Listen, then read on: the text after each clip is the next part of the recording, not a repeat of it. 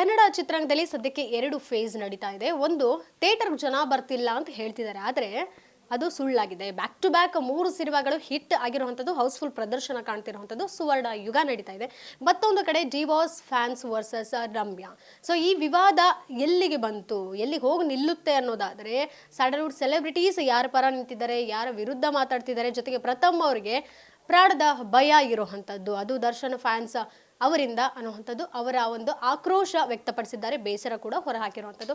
ಈ ಎಲ್ಲ ಸಮಸ್ಯೆಗಳಿಗೂ ಬಂದಾಗ ನಮಗೆಲ್ರಿಗೂ ನೆನಪಾಗುವಂಥದ್ದೇ ಮಾತೃ ಸಂಸ್ಥೆ ಆಗಿರುವಂತಹ ಕರ್ನಾಟಕ ವಾಣಿಜ್ಯ ಮಂಡಳಿ. ಸದ್ಯಕ್ಕೆ ಈ ಕುರಿತು ಮಾತನಾಡೋದಕ್ಕೆ ಏನು ಹೇಳ್ತಾರೆ, ಅವರ ರಿಯಾಕ್ಷನ್ ಏನಾಗಿರುತ್ತೆ, ಅವರ ಆಲೋಚನೆಗಳು ಏನಿದೆ ಈ ವಿಚಾರವಾಗಿ ಅನ್ನುವಂಥದ್ದಕ್ಕೆ ಅಧ್ಯಕ್ಷರು ನರಸಿಂಹಳು ಅವರಿದ್ದಾರೆ, ಅವ್ರನ್ನೇ ಮಾತಾಡಿಸ್ತಾ ಹೋಗ್ತೀನಿ.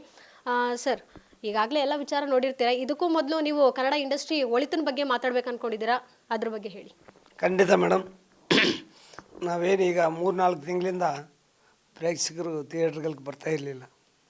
ನಾವು ಇನ್ನೇನಾಗುತ್ತೋ ಇಂಡಸ್ಟ್ರಿ ಈ ರೀತಿ ಆಗೋಗ್ಬಿಡ್ತಾ ಇದೆಲ್ಲ, ಜನನೇ ಬರ್ತಾಯಿಲ್ಲ. ಯಾವುದೋ ಒಂದು ಸಿನಿಮಾಗೆ ಬರ್ತಾರೆ, ಬಾಕಿದು ಹೊಸ ಮೂವಿಗಳಿಗೆ ಬರ್ತಾನೆ ಇಲ್ಲ ಅಂತ ನಾವು ಗಾಬರಿಕೊಂಡಿದ್ವಿ. ಆದರೆ ಇತ್ತೀಚೆಗೆ ಏನು ನಮ್ಮ ಎಕ್ಕ, ಜೂನಿಯರ್ ಈ ಸಿನಿಮಾಗಳಿಂದ ನಮ್ಮ ಇಂಡಸ್ಟ್ರಿಗೆ ಬೂಸ್ಟು ಸಿಗ್ದಂಗೆ ಕೊಟ್ಟಿದ್ದಾರೆ. ನಾವು ಸುಮಾರು ದಿನಗಳಿಂದ ತುಂಬಿದ ಗೃಹ ಅಂತೇಳಿ ಆಗ್ತಾಯಿರಲಿಲ್ಲ, ಹೌಸ್ಫುಲ್ ಬೋರ್ಡ್ಗಳೇ ಆಗ್ತಾಯಿರಲಿಲ್ಲ. ಮೇಡಮ್, ನೀವು ನಂಬ್ತಾರೆ ಬಿಟ್ಟರು ಈಗ ಏನು ಸುಪ್ರಮ್ ಶೋ ಅಂತ ಆಗಿದೆಯಲ್ಲ, ಕಳೆದ 3 ದಿನಗಳಿಂದ ಇಲ್ಲಿವರೆಗೂ ಆಲ್ಸೋಸ್ ಫುಲ್. ಒಬ್ಬ ಆಡಿಯನ್ ಕೌಂಟ್ರಿಗೆ ಬರ್ತಾಯಿಲ್ಲ, ಎಲ್ಲವನ್ನೂ ಬುಕ್ ಮೈ ಶೋ ಅಲ್ಲೇ ಬುಕ್ ಆಗ್ತಾಯಿದ್ದೇವೆ. ಯಾವ ಮಟ್ಟಕ್ಕೆ ನಮ್ಮ ಇಂಡಸ್ಟ್ರಿ ಏನಾರ ಗತ ವೈಭವ ಮತ್ತೆ ಮರುಕಳಿಸ್ತಾ ಇದೆ ಅನ್ನೋ ರೀತಿ ನಮಗೆ ಆಶ್ಚರ್ಯ ಆಗಿದೆ ಅಲ್ವಾ. ಇದು ಒಳ್ಳೆಯ ಪರಿಣಾಮ.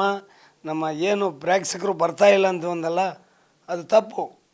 ಪ್ರೇಕ್ಷಕರಿಗೆ ಏನು ಬೇಕೋ ಅದು ಕೊಟ್ಟರೆ ಖಂಡಿತ ಥಿಯೇಟ್ರ್ಗಳಿಗೆ ಇವತ್ತು ಬರ್ತಾರೆ ಅಲ್ವಾ, ಇವತ್ತು ಬರ್ತಾರೆ. ನಮ್ಮ ಇಂಡಸ್ಟ್ರಿ ಎಲ್ಲೂ ಹೋಗಿಲ್ಲ, ಇಲ್ಲೇ ಇದೆ. ಸರಿಯಾಗಿ ನಮ್ಮ ನಿರ್ಮಾಪಕರು, ಡೈರೆಕ್ಟರ್ಗಳು ಏನು ಬೇಕೋ ನಮ್ಮ ಪ್ರೇಕ್ಷಕರಿಗೆ ಅದು ಕೊಡಲಿ. ಇನ್ನು ಮುಂದೆ ಅಟ್ಲೀಸ್ಟ್ ಇನ್ನು ಮುಂದೆ ಎಲ್ಲ ಸಿನಿಮಾಗಳಿಗೆ ಜನ ಬರಲಿ, ನೋಡಲಿ ಅನ್ನೋದು ನಮ್ಮ ಉದ್ದೇಶ ಮೇಡಮ್. ಇನ್ನೊಂದೇನೋ ಫ್ಯಾನ್ಸ್ ಗಲಾಟೆ ಕೇಳ್ತಾ ಇದ್ದೀರಿ ಅಲ್ವಾ ಮೇಡಮ್.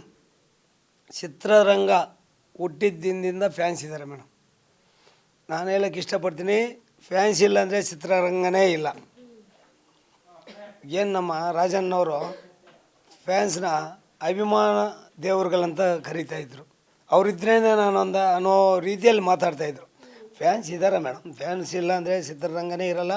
ಅದೇ ಚಿತ್ರರಂಗದವರು ನಾವೇನು ಹೇಳ್ತೀವಿ ಅಂದರೆ, ಆ ಫ್ಯಾನ್ಸ್ ಅಭಿಮಾನಿಗಳಿದ್ದು ನಮ್ಮಲ್ಲಿ ಕಟೌಟ್ಗಳು ಕಟ್ಟೋದಾಗ್ಬೋದು, ಬ್ಯಾನರ್ಗಳು ಕಟ್ಟೋಗ್ಬೋದು, ಹೌಸ್ಫುಲ್ ಮಾಡೋದಾಗಿರ್ಬೋದು, ಇಂಥವೆಲ್ಲ ಮಾಡ್ತಾಯಿದ್ದಾಗ ನಮಗೂ ಖುಷಿ ಅನಿಸುತ್ತೆ.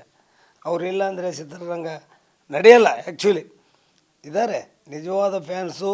ಇವತ್ತು ಏನು ತಾವು ಹೇಳ್ತಾ ಇದ್ರಲ್ಲ, ಅವ್ರ ಫ್ಯಾನ್ಸ್ ಇವ್ರ ಫ್ಯಾನ್ಸ್ ಅಲ್ಲಮ್ಮ, ಎಲ್ಲ ನಾಯಕ ನಟರಿಗೂ ಫ್ಯಾನ್ಸ್ ಇದ್ದಾರೆ. ಆದರೆ ಈ ಸಣ್ಣ ಕೆಲಸಗಳು ಮಾಡ್ತಾಯಿದ್ರಲ್ಲ, ಅಶ್ಲೀಲವಾಗಿ ಮೆಸೇಜ್ಗಳಾಗ್ಬೋದು, ಇನ್ನೊಂದಾಗ್ಬೋದು, ಏನು ಮಾಡ್ತಾಯಿದ್ರಲ್ಲ ಶಾಕು ತೋರಿಸೋದು, ಇಂಥವೆಲ್ಲ ನಿಜವಾದ ಅಭಿಮಾನಿಗಳು ಮಾಡ್ತಾಯಿಲ್ಲ ಅನ್ನೋದು ನನ್ನ ಗಮನಕ್ಕೆ. ಏನು ಇವತ್ತು ನಮ್ಮ ರಮ್ಯಾ ಮೇಡಮ್ ಅವರು ದೂರು ಕೊಡ್ತಾಯಿದ್ದಾರೆ ಸೈಬರ್ ಕ್ರೈಮ್ಗೆ ಅಲ್ವಾ, ಸಾಬೀತಾಗಲಿ ಇಂಥವರೇ ಮಾಡಿದ್ದಾರೆ ಅಂತೇಳಿ. ಯಾರೋ ಹೆಸರಿಗೆ ಮಸಿ ಬಳಿಯೋಕ್ಕೋಸ್ಕರ ಯಾರು ಏನು ಬೇಕಾದ್ರೂ ಮಾಡ್ಬೋದು ಅಲ್ವಾ.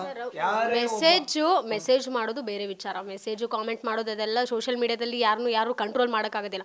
ಆದರೆ ಪ್ರಥಮ್ ಅವರಿಗೆ ದರ್ಶನ್ ಅವರ ಫ್ಯಾನ್ಸ್ ಬೆದರಿಕೆ ಹಾಕಿರುವಂಥದ್ದು, ಡ್ರ್ಯಾಗರ್ ಹಿಡಿದು ಕೊಲೆ ಬೆದರಿಕೆ ಹಾಕಿರುವಂಥದ್ದು ಈಗ ಸುದ್ದಿ ಆಗ್ತಿರುವಂಥದ್ದು. ಅವರು ಒಬ್ಬರು ಕಲಾವಿದ ಕನ್ನಡ ಚಿತ್ರರಂಗದಲ್ಲಿ, ನನಗೆ ಸೆಕ್ಯೂರಿಟಿ ಇಲ್ಲ, ಸೇಫ್ ಇಲ್ಲ ನನಗೆ ಅನ್ನುವಂಥದ್ದು ಯಾರೂ ಕೂಡ ಧ್ವನಿ ಎತ್ತುತ್ತಾ ಇಲ್ಲ, ಎಲ್ಲರೂ ಬೈದಲ್ಲಿ ಸಾಯ್ತಿದ್ದಾರೆ ಅನ್ನುವಂಥದ್ದು. ಕನ್ನಡ ಚಿತ್ರರಂಗದಲ್ಲಿ ಕಲಾವಿದರಿಗೆ ಎಷ್ಟು ಸೇಫ್ ಇದೆ ಅಂತ ಮೇಡಮ್, ಅದನ್ನೇ ಹೇಳಕ್ಕೆ ಇಷ್ಟಪಡ್ತಾ ಇದ್ದೀನಿ ನಿಮಗೆ. ಏನು ನೀವು ಇಂಥವ್ರ ಫ್ಯಾನ್ಸ್ ಅಂತ ಹೇಳ್ತಾ ಇದ್ರಲ್ಲ, ಅವರೇ ಅಂತ ಏನು ಎಲ್ಲೂ ಸಾಬೀತಾಗಿಲ್ಲ. ಯಾರೋ ಪ್ರಥಮ್ ಅವರು ಕ್ಲಾರಿಟಿ ಕೊಟ್ಟಿದ್ದಾರೆ, ದರ್ಶನ್ ಅವರು ಫ್ಯಾನ್ ಅನ್ನುವಂಥದ್ದು ಕ್ಲಾರಿಟಿ ಕೊಟ್ಟಿದ್ದಾರೆ. ದರ್ಶನ್ ಹೆಸರು ಹೇಳ್ಕೊಂಡು ಯಾರು ಬೇಕಾರ ಮಾಡ್ಬೋದಲ್ಲ, ನಾನು ನಾನೊಬ್ಬ ದರ್ಶನ್ ಫ್ಯಾನು. ಬಾರೋ ನಮ್ಮ ಬಾಸ್ ಹಿಂಗೆ ಮಾತಾಡ್ತೀಯಾ, ನೀನು ಸುಚ್ಚು ಬಿಡ್ತೀನಿ ಅಂತ ಹೋಗಿರ್ಬೋದು. ಅವರು ದರ್ಶನ್ ಅವ್ರ ಬ್ಯಾರಿಕ್ಯಾನ್ ಅಲ್ಲಿ ಇದ್ದಂತವರೇ ಒಬ್ರು ಆರೋಪಿ ಆಯ್ತಾ, ಕೊಲೆ ಆರೋಪಿ. ದರ್ಶನ್ ಅವ್ರ ಬ್ಯಾರಿಕ್ಯಾನ್ ಅಲ್ಲಿ ಇದ್ದಂತಹ ಒಬ್ರು ಕೊಲೆ ಆರೋಪಿ ಜೈಲಲ್ಲಿ ಸೇರಿದ್ರಲ್ಲ, ಆ ಸಂದರ್ಭದಲ್ಲಿ ಅವರು ಕೂಡ ಅವ್ರ ಜೊತೆಗೆ ಇದ್ರಂತೆ. ಅವ್ರು ಹೊರಗಡೆ ಬಂದಾದ್ಮೇಲೆ ಪ್ರಥಮ್ ಅವ್ರಿಗೆ ಬೆದರಿಕೆ ಹಾಕಿರುವಂತದ್ದು, ಆ ಸಂದರ್ಭದಲ್ಲಿ ರಕ್ಷಕ್ ಅವ್ರು ಕೂಡ ಜೊತೆಗಿದ್ದಾರೆ. ಎಲ್ಲ ಕೂಡ ಕ್ಲಾರಿಟಿ ಸಿಕ್ಕಿರುವಂತದ್ದು, ರಕ್ಷಕ್ ಅವರು ಒಪ್ಕೊಂಡಿರುವಂತದ್ದು, ಈ ಕಡೆ ಪ್ರಥಮ್ ಅವ್ರು ಕೂಡ ಹೌದು ಅಂತ ಎಲ್ಲ ಹೇಳ್ಕೊಂಡಿದ್ದಾರೆ. ದರ್ಶನ್ ಅವ್ರ ಫ್ಯಾನ್ಸ್ ಈ ಕೃತ್ಯ ಮಾಡಿರುವಂತದ್ದು ಸಾಬೀತಾಗಿದೆ, ನಿಜ ಅನ್ನುವಂಥದ್ದು ಹೌದು. ಆದ್ರೆ ಅವರು ಕಂಪ್ಲೇಂಟ್ ಕೊಡಕ್ ಮುಂದಿಲ್ಲ. ಯಾಕಂತ ಹೇಳಿದ್ರೆ ಯಾರು ಸಪೋರ್ಟ್ಗೆ ಬರಲ್ಲ, ನನಗೆ ನನ್ನ ಕುಟುಂಬಸ್ಥರಿಗೆ ಆತಂಕದಲ್ಲಿದ್ದೀವಿ ನಾವು ಅಂತ. ಅಂತೇಳಿ ಹೌದು ನಿಜ. ಈಗ ಅವರೇ ಅಂತ ಏನು ಎಲ್ಲಿಯೂ ಸಾಬೀತಾಗಿಲ್ಲ. ನಾವು ಏನು ಬೇಕಾದ್ರೆ ಹೇಳ್ಕೋಬೋದು ಮೇಡಮ್. ಇಂಥ ಫ್ಯಾನ್ಸ್ ಅಂತ ಮಾಡೋರು ಯಾರೋ ಇರ್ಬೋದು. ಆ್ಯಕ್ಚುಲಿ ಅದು ಸುಪ್ರೀಂ ಕೋರ್ಟಲ್ಲಿ ಕೇಸ್ ಇದೆ. ಇವರು ನಮ್ಮ ಏನು ಇದರ ಆರ್ಗ್ಯುಮೆಂಟಲ್ಲಿ ಆಗೋಗ್ಬಿಟ್ಟಿದೆ. ಇವರು ಸ್ಟೇಟ್ಮೆಂಟ್ ನೀನು ಕೊಡಬೇಕಾಗಿದೆ. ಇಂಥ ಸಮಯದಲ್ಲಿ ಅದು ಇದು ಸ್ಟೇಟ್ಮೆಂಟ್ಗಳು ಕೊಟ್ಟು ಅವ್ರಿಗೆ ಯಾಕೆ ತೊಂದರೆ ಆಗಬೇಕು? ಖಂಡಿತ ಅದಾಗುತ್ತೆ, ಏನಾಗುತ್ತೆ ಅನ್ನೋದು ಗೊತ್ತಿಲ್ಲ. ಆದರೂ ಅವರು ಇದು ಜಡ್ಜ್ಮೆಂಟಾಗಿ ಒಳ್ಳೆ ರೀತಿಯಲ್ಲಿ ಓಪನ್ ಆಗಿ ಬರಲಿ, ಆಮೇಲೆ ಇದ್ರ ಬಗ್ಗೆ ನಾವು ಸ್ಟೇಟ್ಮೆಂಟ್ ಕೊಡೋಣ. ಸುಪ್ರೀಂ ಕೋರ್ಟಲ್ಲಿ ಇರ್ಬೇಕಾದ್ರೆ ನಾವು ಯಾವುದೇ ರೀತಿಯ ಸ್ಟೇಟ್ಮೆಂಟ್ ಕೊಡೋದು ಬೇಡಿ. ಆಮೇಲೆ ಯಾವ ನಾಯಕರು ನಡ್ರಿ ಮೇಡಮ್, ಅವ್ರ ಅಭಿಮಾನಿಗಳಿಗೆ ನೀವು ಹಿಂಗೆ ಮಾಡಿ ಅಂತ ಯಾರೂ ಡೈರೆಕ್ಷನ್ ಕೊಡೋಲ್ಲ ಮೇಡಮ್. ನನ್ನ ತಿಳಿದ ಮಟ್ಟಿಗೆ ಯಾವ್ದಾರ ಅವ್ರದ್ದು ಒಂದು ಸ್ಟೇಟ್ಮೆಂಟ್ ಇದೆ ಇವ್ರಿಗೆ ಹಿಂಗೆ ಮಾಡಿ ಅಂತ ಹೇಳೋಕ್ಕೆ. ಹುಚ್ಚು ಅಭಿಮಾನದಿಂದ ಮೊದಲಾರ ಕೈ ಕೂಗೋರು, ಹೋಮಗಳು ಮಾಡೋರು, ಇಂಥದ್ದೆಲ್ಲ ಮಾಡೋದು. ಬೇರೆ ಯಾರಿಗೂ ಹೊಡಿ ಅಂತೇಳಿ ಯಾರೂ ಹೇಳೋಕ್ಕೆ ಇಷ್ಟಪಡೋಲ್ಲ ಮೇಡಮ್. ಅಂಥದ್ದು ಯಾರು ಇದ್ದಾರಂದರೆ ಅವರು ನಿಜವಾದ ಅಭಿಮಾನಿಗಳು ಅಲ್ಲ ಅನ್ನೋದು ನನ್ನ ವಾದ. ಈಗ ದರ್ಶನ್ ಸರ್ ಏನಾದರೂ ಅಟ್ಲೀಸ್ಟ್ ಒಂದು ಟ್ವೀಟ್ ಇಲ್ಲ ಒಂದು ಪೋಸ್ಟ್ ಹಾಕ್ಬೋದು ಅಭಿಮಾನಿಗಳಿಗೆ, ತಾಳ್ಮೆಯಿಂದ ಇರೋಣ ಅನ್ನೋವಂಥದ್ದು. ಅಟ್ಲೀಸ್ಟ್ ಅವ್ರು ಹೇಳಿದ್ರೆ ಮಾತು ಕೇಳ್ಬೋದೇನೋ ಅನ್ನೋದರ. ಹೇಗೆ ಹೇಳ್ತೀರಿ? ಅವರು ಸಿಚುವೇಶನೇ ಸರಿ ಇಲ್ಲ. ಈಗ ಒಂದು ಕಡೆ ಕೋರ್ಟಲ್ಲಿದೆ, ಕೋರ್ಟಲ್ಲಿ ಏನು ಜಡ್ಜ್ಮೆಂಟ್ ಆಗುತ್ತೆ ಅನ್ನೋದು ಗೊತ್ತಿಲ್ಲ. ವಿವಾದ ಆಗಿದೆ. ಈ ಒಂದು ಅವರು ಇದಾಗಬೇಕಾಗಿದೆ, ಸ್ಟೇಟ್ಮೆಂಟ್ ಕೊಡಬೇಕಾಗಿದೆ. ಅಂಥದ್ರಲ್ಲಿ ಟ್ವೀಟ್ ಮಾಡೋದು, ಅದು ಮಾಡೋದು, ಇದು ಮಾಡೋದು. ಫಸ್ಟ್ ಆಫ್ ಆಲ್ ಅವ್ರಿಗೆ ನಮ್ಮ ಇವರೇ ಮಾಡ್ತಾ ಇರೋದನ್ನು ಅವ್ರ ಗಮನಕ್ಕೆ ಹೋಗಿಲ್ಲ. ಅವ್ರು ಮಾಡೋಕ್ಕೂ ಆಗಲ್ಲ ಮೇಡಮ್, ಸ್ಥಿತಿ ಸರಿ ಇಲ್ಲ. ಸುಪ್ರೀಂ ಕೋರ್ಟಲ್ಲಿ ಇಟ್ಕೊಂಡು ಯಾವ ಥರ ಟ್ವೀಟ್ ಮಾಡಬೇಕಂತ ಹೇಳ್ತೀರಾ? ಯಾರ ಮೇಲೆ ಮಾಡಬೇಕಂತ ಹೇಳ್ತೀರಿ? ಹಾಗಾದರೆ ಅವ್ರು ಮಾಡ್ತಿರೋದೆಲ್ಲ ಸರಿ ಅಂತ ನಾನು ಒಪ್ಕೊಳ್ತಾ ಇಲ್ಲ. ಆ ಥರ ಮಾಡೋರು, ಆ ಥರ ಏನು ಈ ಕಿಡಿಗೇಡಿತನ ಮಾಡ್ತಾಯಿದ್ರಲ್ಲ, ಚಾಕು ತೋರಿಸೋದಾಗ್ಬೋದು, ಮೆಸೇಜ್ಗಳಾಗ್ಬೋದು, ಇವರೆಲ್ಲ ನಿಜವಾದ ಫ್ಯಾನ್ಸ್ ಅಲ್ಲ ಅಂತೇಳಿ ನಾನು ಹೇಳೋಕ್ಕೆ ಇಷ್ಟಪಡ್ತೀನಿ ಮೇಡಮ್. ಇನ್ನೊಂದು ವಿಚಾರ ಸರ್, ಈ ಒಂದಷ್ಟು ದಿನಗಳ ಹಿಂದೆ ಕರವೇ ಸಚಿವರು ನಾರಾಯಣಗೌಡರು ಹೇಳಿಕೆ ಕೊಟ್ಟಿದ್ರು. ಅಂದರೆ ಕನ್ನಡ ಚಿತ್ರರಂಗವನ್ನು ರಿಪೇರಿ ಮಾಡುವಂತಹ ಕೆಲಸ ಇನ್ನು ಮುಂದೆ ನಾವು ಮಾಡ್ತೀವಿ, ಒಂದಷ್ಟು ವ್ಯವಸ್ಥೆಗಳು ಸರಿ ಇಲ್ಲ ಅನ್ನುವಂಥದ್ದನ್ನು ಹೇಳಿದರು. ಜೊತೆಗೆ ನಿಮ್ಮ ಬಗ್ಗೆನೂ ಸಹ ಒಂದಷ್ಟು ನೆಗೆಟಿವ್ ಆಗಿ ಮಾತಾಡಿಲ್ಲ. ಅವ್ರ ಅನಿಸಿಕೆ ಅವ್ರು ಹೇಳಿದ್ದಾರೆ, ನನ್ನ ಅನಿಸಿಕೆ ನಾನು ಹೇಳೋಕೋದ್ರೆ ಇನ್ನೇನು ಆಗುತ್ತೆ, ಬೇಡ ಅವೆಲ್ಲ ಅಲ್ಲಿಗೆ ಸ್ಟಾಪ್ ಮಾಡೋಣ. ವೈಯಕ್ತಿಕವಾಗಿ ಮನಸ್ತಾಪ ಇತ್ತ ಇಬ್ಬರಿಗೂ ಅಂತ. ರಿಪೇರಿ ಮಾಡೋ ಅಂಥದ್ದು ಏನಾರು ಆಗಿದ್ರೆ, ಕೆಟ್ಟೋಗಿದ್ರೆ ರಿಪೇರಿ ಮಾಡಬೇಕು. ಕೆಟ್ಟೋಗಿಲ್ಲ, ಸ್ಥಿತಿಗತಿ ಚೇಂಜ್ ಆಗ್ತಾ ಇರುತ್ತೆ. ಸೈಕಲ್ ಇದು ರನ್ ಆಗ್ತಾ ಇರ್ತದೆ, ಮೇಲೆ ಇದ್ದು ಕೆಳಗೆ ಬರುತ್ತೆ, ಕೆಳಗಿಂದ ಮೇಲೆ ಹೋಗುತ್ತೆ ಅಲ್ವಾ? ಏರ್ಪೇರ್ಗಳು ಇದ್ದೇ ಇರುತ್ತೆ, ಅಪ್ ಆ್ಯಂಡ್ ಡೌನ್ಸ್ ಇರ್ತದೆ. ಇಂಥದ್ರಲ್ಲಿ ನಾವೇನೋ ರಿಪೇರಿ ಮಾಡಿಬಿಡ್ತೀವಿ, ಇನ್ನೊಂದು ಮಾಡ್ತೀವಿ. ಯಾರು ರಿಪೇರಿ ಮಾಡೋಕ್ಕಾಗುತ್ತೆ? ಇವತ್ತು ಅವ್ರದವ್ರು ಸರಿ ಮಾಡ್ಕೊಳ್ಳಿ. ಅಲ್ಲ, ನಿಮಗೆ ಭಾಷೆ ಬರುವುದಿಲ್ಲ, ಟೀಕೆ ಮಾಡೋಕ್ಕೆ ಇನ್ನೊಂದು ಮಾಡೋಕ್ಕೆ ನಾನು ಇಷ್ಟಪಡಲ್ಲ ಮೇಡಮ್.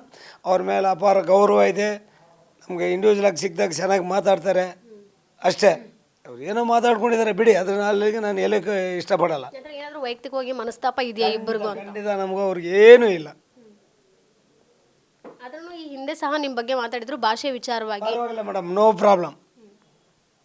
ಅದು ಅವ್ರಿಗೆ ಯಾರು ಆಗುತ್ತೆ, ನೋ ಪ್ರಾಬ್ಲಮ್. ಸೊ ಇದಿಷ್ಟು ಅಧ್ಯಕ್ಷರು ನರಸಿಂಹರವರ ಮಾತಾಗಿತ್ತು. ಕ್ಯಾಮ್ರಾ ಪರ್ಸನ್ ರಾಗೇಶ್ ಜೊತೆಗೆ ಕೀರ್ತಿ ಪಾಟೀಲ್, ಗ್ಯಾರಂಟಿ ನ್ಯೂಸ್, ಬೆಂಗಳೂರು.